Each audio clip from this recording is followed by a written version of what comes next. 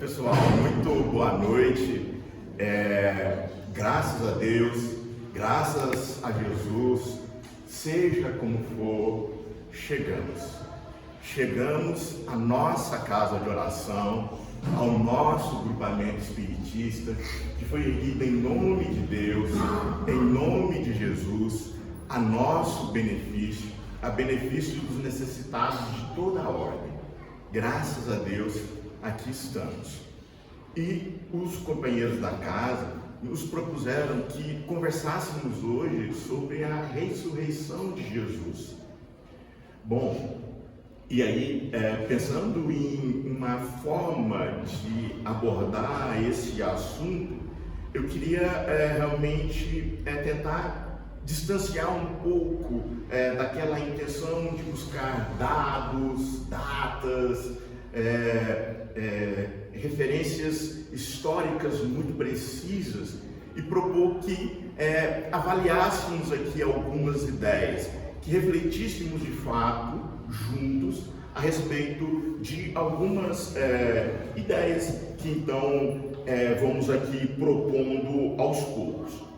Bom, mas com o tema ressurreição de Jesus, a gente não pode fugir de tentar então pelo menos uma definição para o que seja ressurreição. Bom, e aqui tentando também ser sucinto nesse ponto, uma forma de compreender a ideia de ressurreição seria tornar a vida após a morte. Então, é a ideia, e na tradição cristã assim está como que estabelecido, e é inclusive direcionada mesmo a Jesus. Jesus, após o Calvário, a crucificação, ele então morre.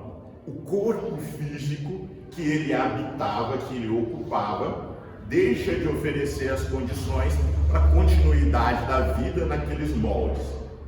É narrado o processo então de sepultamento. Na narrativa bíblica, o que se vê esse corpo como sendo depositado, sepultado, como que em uma caverna fechada por uma grande pedra. É a ideia que de forma geral se faz. Bom, e aí ao final do terceiro dia, ou ao terceiro dia, esse Jesus, que todos haviam assistido o Calvário, a crucificação e a morte, ele mesmo torna a vida. Mas aqui a ideia que por vezes se vai associar é de que aquele corpo que talvez já estivesse iniciado inclusive o processo de decomposição, ele como que se recompõe e torna a entrar em condições de vida para esse ser, que no caso é o Cristo, que aqui estamos mencionando. Contudo, e analisando esse processo, até do ponto de vista científico mesmo, a gente encontra algumas dificuldades que não condiz com o conhecimento então estabelecido até aqui.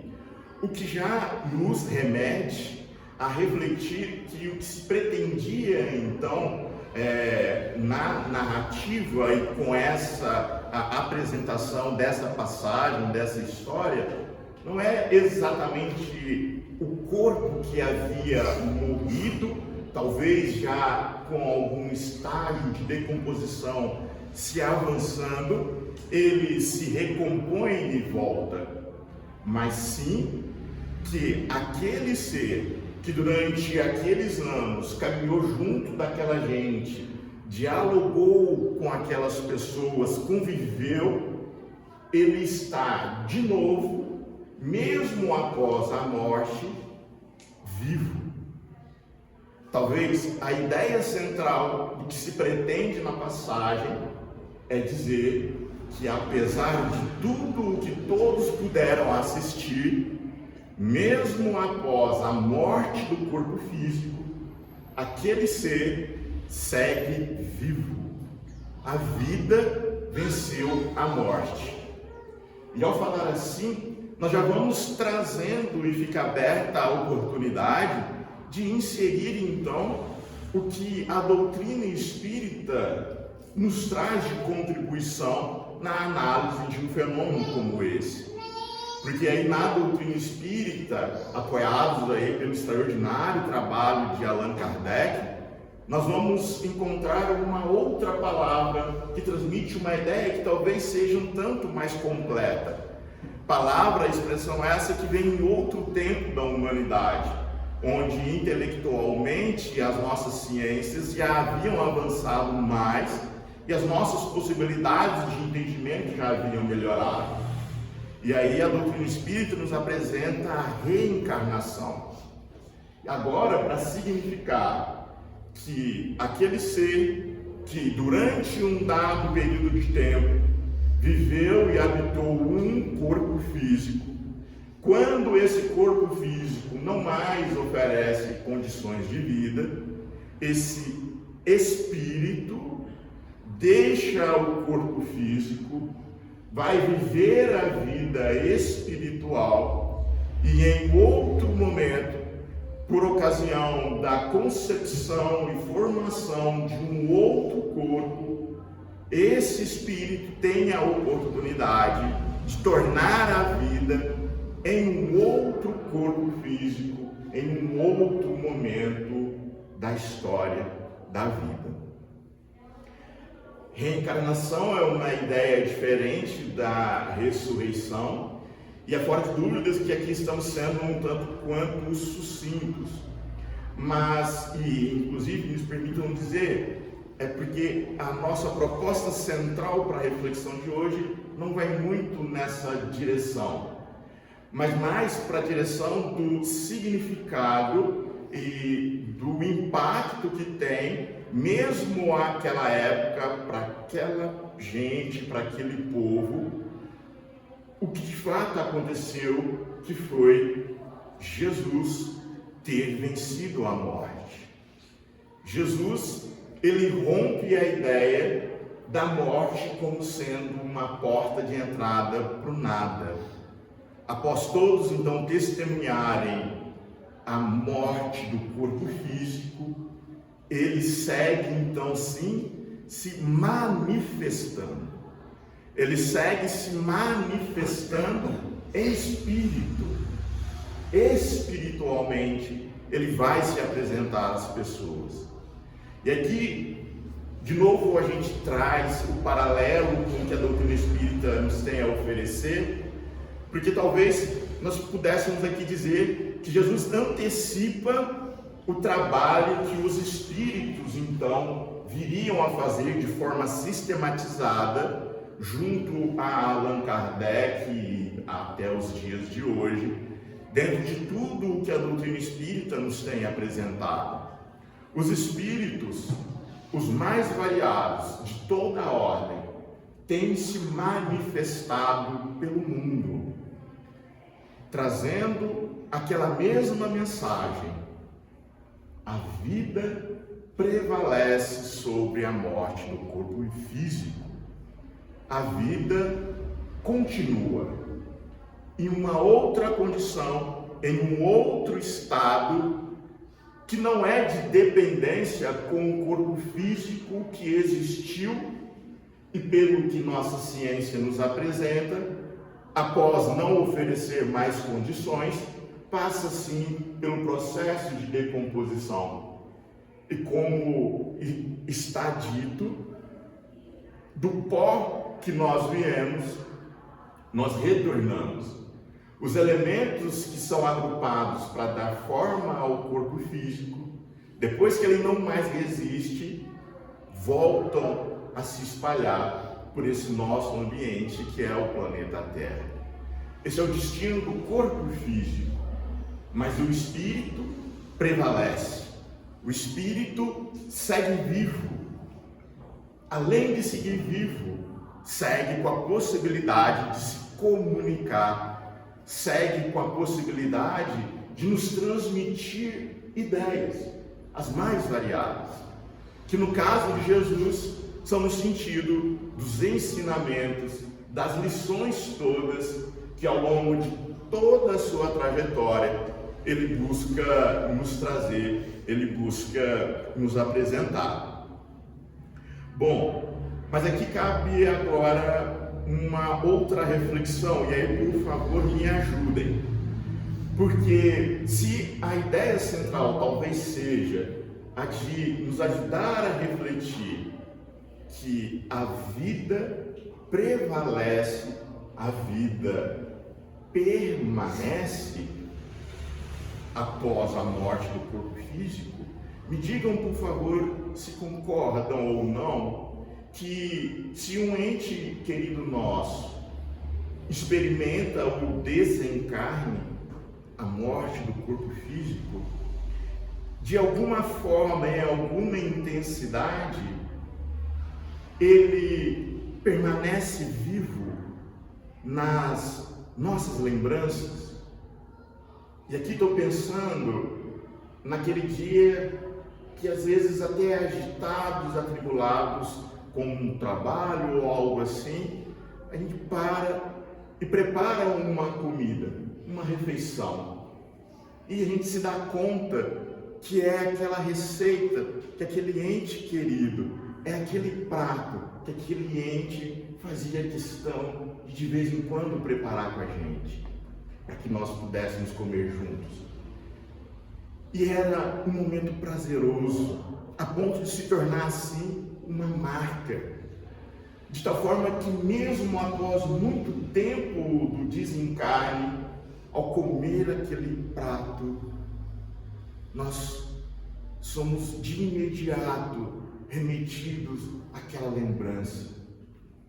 E aquela pessoa como que se faz presente de novo, ali, naquele instante junto de nós.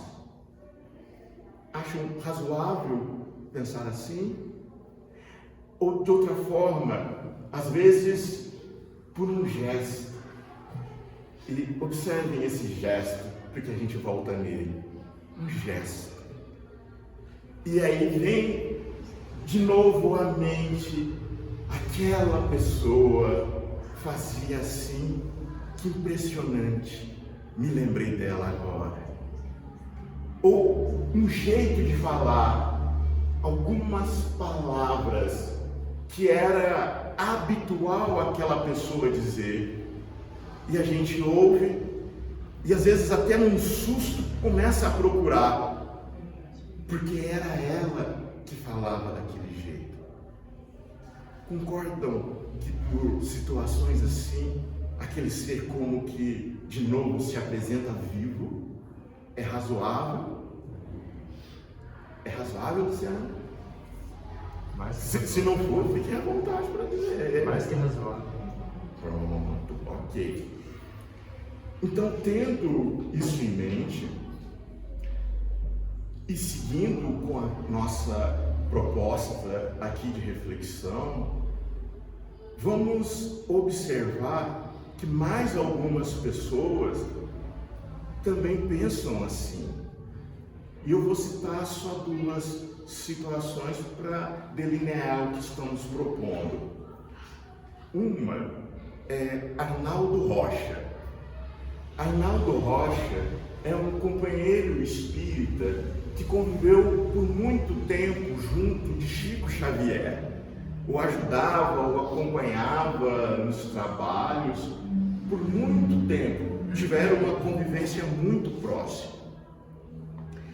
E aí, Arnaldo Rocha vai nos contar que certa vez ele conversando com o nosso amado Chico Xavier, em um dia em que em Pedro Leopoldo, aquela multidão de gente indo buscar estar por um instante junto de Chico Xavier, como era muita gente, e aqui já é um exercício de nossa imaginação, essas pessoas como que pisavam nas plantinhas, no gramado que tinha ali no jardinzinho, na entrada do centro espírita.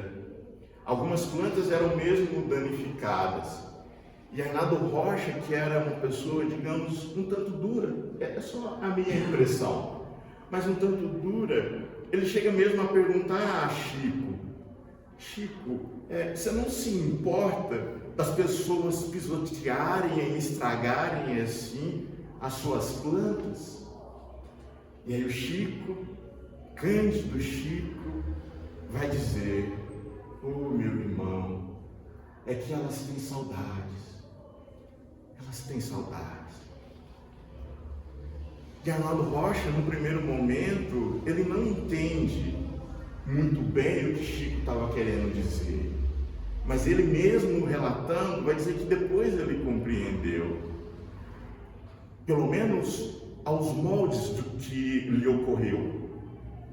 Chico estava mencionando e lembrando os tempos em que as pessoas buscavam Jesus, iam até Jesus para ouvir aquela palavra de alento, para receber aquele olhar terno, singelo, para ouvir aquelas mensagens de esperança, de consolação, para receber aquela mensagem de bom ânimo. E agora ali impossibilitadas, entre aspas, de recorrer e ir estar fisicamente e objetivamente com esse Jesus vivo, o que tinha de mais próximo, as pessoas se lançavam ao nosso Chico Xavier, em busca desse mesmo consolo, desse mesmo afeto, desse acolhimento que sereniza, que acalma, que enche de esperança.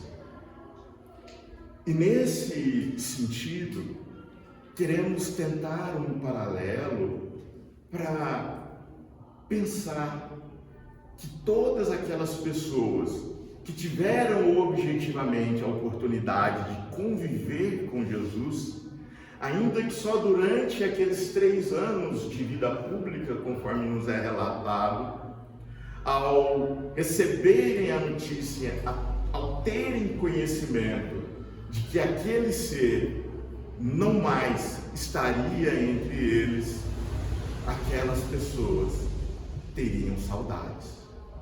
Aquelas pessoas sentiriam a falta, como de fato, assim nós vamos ver, é relatado. Depois de passado todo o processo do Calvário, a crucificação, as pessoas como que entram num estado, ficam como que desnorteadas em relação ao que viria depois, em relação ao futuro. E mais ou menos nesse sentido é que nós vamos observar Jesus se apresentando, se manifestando junto dessas pessoas. E aqui, ante a concordância de vocês, nossa proposta é que ensaiemos e experimentemos aqui um pouco, em alguma medida, essa sensação de então falar um pouco sobre Jesus, relembrar algumas de suas passagens, para que ele, na medida do possível, seja de novo uma presença viva nas nossas vidas, nos nossos corações. E nos permita propor fazer isso utilizando algumas passagens, algumas bíblicas e algumas de um autor espiritual, para ter aquela mesma sensação de, através de uma frase, de um gesto, aqui cada um de nós conseguir lembrar de Jesus, visualizar Jesus vivo, o Cristo de Deus, o tipo mais perfeito que nosso bom Pai nos concedeu para servir de exemplo. E com esse propósito, a nossa proposta inicial, e é fora de dúvida que as possibilidades são várias, mas aqui dentro do tempo que temos, queríamos propor inicialmente nos lembrar do Evangelho do apóstolo Lucas, onde ele vai narrar esse Calvário, o sepultamento, e vai nos dizer daquele acontecimento extraordinário do terceiro dia, porque é por um exemplo em Lucas em que vamos ler o seguinte, lá no capítulo 14, Maria Madalena, acompanhada de algumas outras mulheres, vão até onde o corpo de Jesus havia sido sepultado. Lá chegando, percebem que a pedra havia sido removida e o corpo não está lá mais dentro. Elas como que entram num estado de dúvida, de angústia em relação ao que havia acontecido, e dois espíritos iluminados se apresentam a essas mulheres e vão dizer: por que buscais entre os mortos aquele que está vivo? Por que buscar entre os mortos aquele que está vivo? Ele não está aqui, ressuscitou. E é aqui nessa passagem que essa palavra se apresenta. Esses espíritos iluminados dizem a essas mulheres que Jesus havia ressuscitado, mas significando que ele não estava mais morto, significando somente que ele seguia vivo. Bom, e aí, depois, a gente poderia dizer que aqui, de uma forma indireta, já é Jesus se manifestando, já é Jesus se apresentando ao mundo, já é Jesus trazendo ali alguma dúvida para aquilo que antes era uma certeza. Morreu, acabou. Mas Jesus, nesse trabalho continuado e que continua, mesmo após a morte do corpo físico, ele segue se manifestando vivo. Em um outro trecho, ainda aqui mesmo no Evangelho do apóstolo Lucas, nós vamos ter a narração da manifestação de Jesus a dois discípulos que caminhavam em direção a uma pequena aldeia chamada Emaús. E é muito bonita a passagem, porque então esses dois discípulos estão caminhando em direção a essa aldeia, aparentemente tristes, inseguros, ante o novo cenário que se apresenta, porque pela tradição, pelo que se esperava, Jesus libertaria toda aquela gente. Muitas inseguranças se estabelecem por ocasião da crucificação do bom mestre. E caminhando os dois assim, preocupados, tristes, uma terceira pessoa se junta a eles e segue caminhando com eles até a aldeia mesmo. E essa pessoa vai perguntando o motivo da tristeza, da angústia, e aí eles explicam o que havia acontecido, que um soberano, um ser destacado diante do povo e diante de Deus, havia então sido crucificado. Esse desconhecido que ali se junta vai ouvindo, vai sentindo a dor e a angústia e aproveita a oportunidade para transmitir a eles alguma mensagem de alento, de consolo, e vai os ajudar a lembrar o que estava escrito nas escrituras antigas, deixadas pelos profetas, Moisés, Isaías e outros tantos, evidenciando que de fato viria esse Messias, viria esse Cordeiro, e que tudo aquilo era necessário que ocorresse. E aí, em chegando à aldeia, essa terceira pessoa indicando que iria ainda um pouco mais adiante, esses dois discípulos sugerem, pedem para que ele permaneça, porque a noite já ia se achegando. E aí, dentro da cabana, esse terceiro ser que a ele se juntou, toma o pão nas mãos. Esse ser abençoa o pão, parte o pão e dá a eles. Lembram desse gesto? Jesus parte o pão. Na narrativa bíblica, ao partir o pão, os discípulos reconheceram. Era Jesus. Era Jesus que estava ali caminhando com eles. Era Jesus que se sentou ali mais uma vez, junto deles, para cear.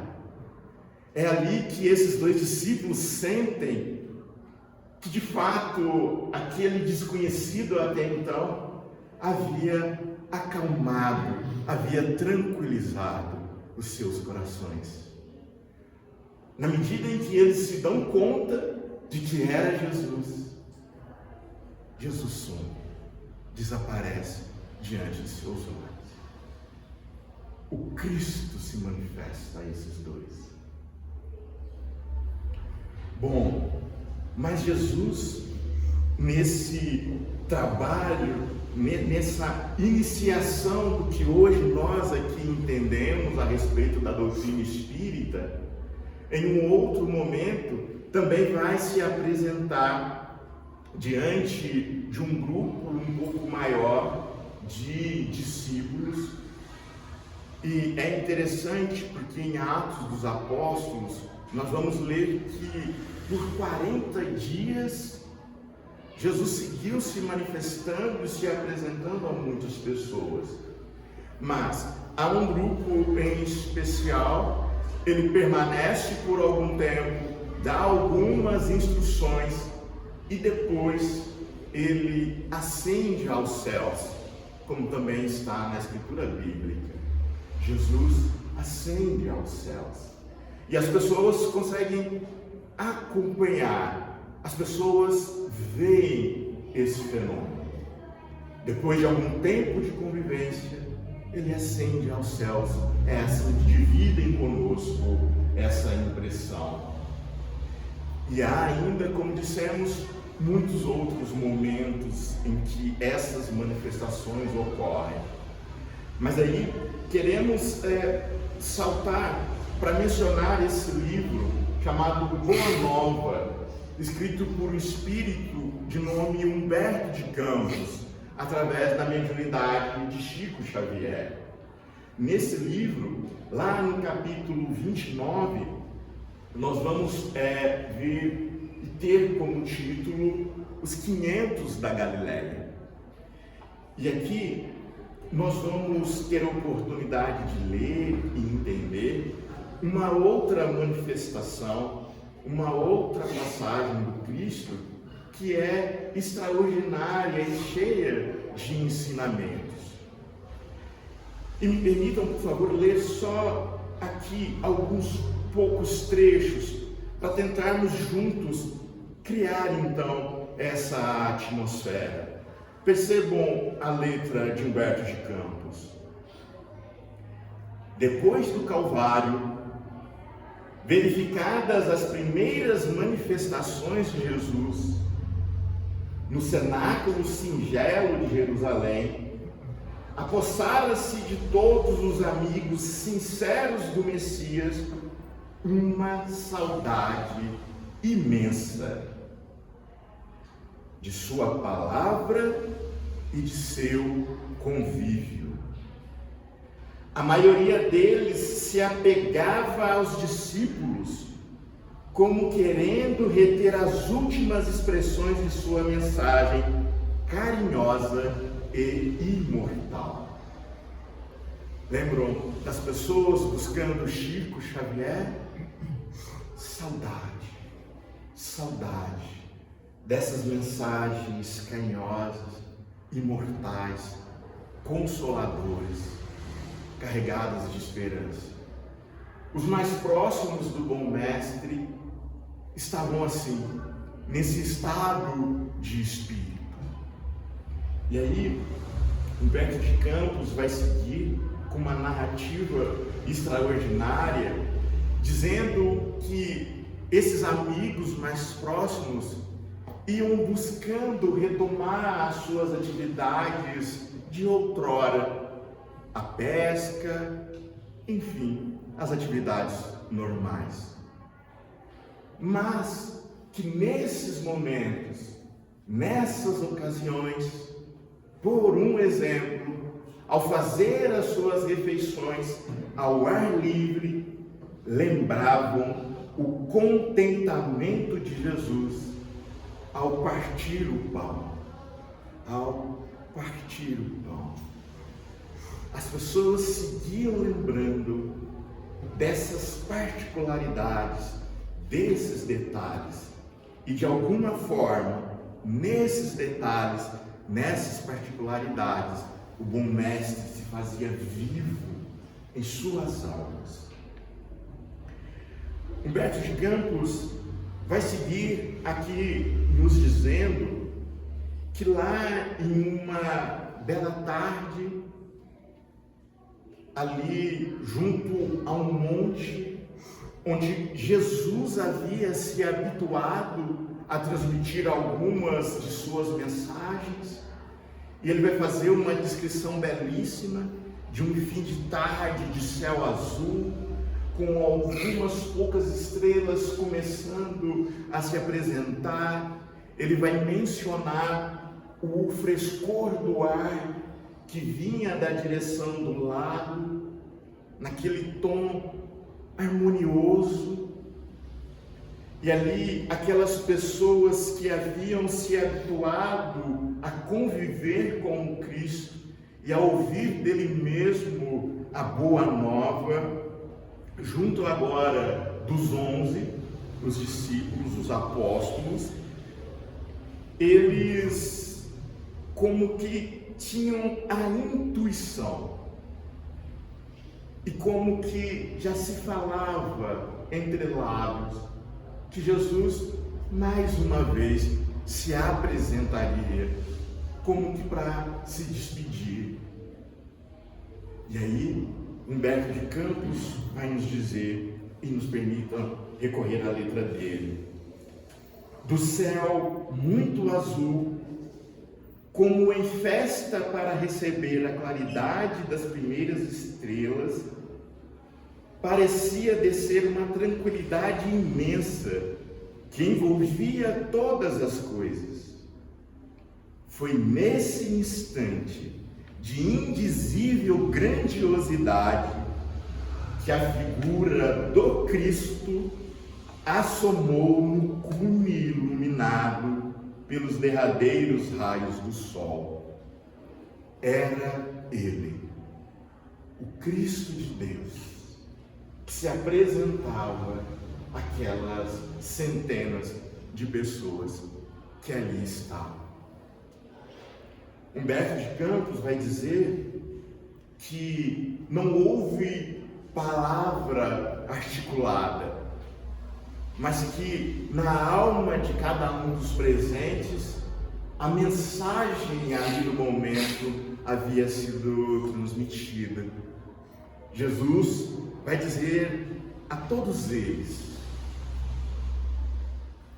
enviei os discípulos como ovelhas em meio aos lobos.